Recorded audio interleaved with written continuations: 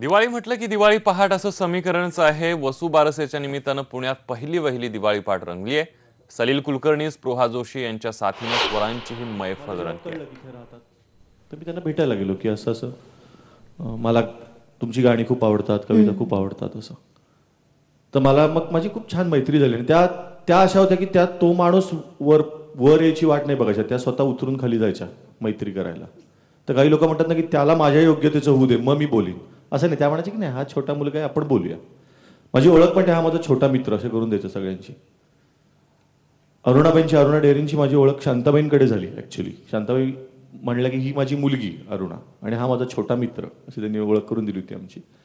तर तेव्हा एक दिवस त्यांच्याकडे बसलेला असताना मी घरनं निघताना फोन केला, तर मला म्हटलं की तुला एक काम सांगू का, मला जरा बटाटे वडे घेऊन ये।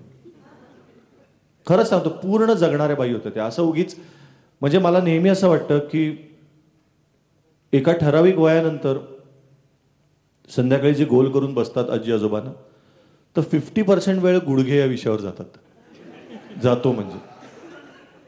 तर मी 3 अशा व्यक्ती फार जवळून बघितल्या, एक शांताबाई, दुसरे सुधीर मोघे आणि तिसरे हृदयनाथजी, की ज्यांना मी कधी तब्येत या विषयावर बोलतानाच ऐकलं नाही, कधीच नाही।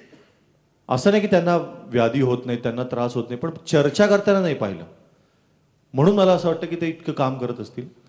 तर बटाटे वडे नेल्यानंतर मला म्हणे की तू विंदांची बालगी, तर तेव्हा ते एका माकडाने काढले दुकान वगैरे, मी इंटर्नशिपमध्ये असताना केलेली गाणी आहेत। तर तू माझं नाही केलंस गाणं, माझी पुस्तकं आहेत का तुझ्याकडे? तुम्ही म्हटलं हो आहे, मी करणार आहे। म्हणे नाही आत्ता करूया चल। हा विषय झाला, म्हणे चल बटाटे वडे आधी खाऊया। मी म्हटलं नाही, मला उद्या कार्यक्रम आहे। काय तुम्ही लोक रे, याच्यावर लिहूया का?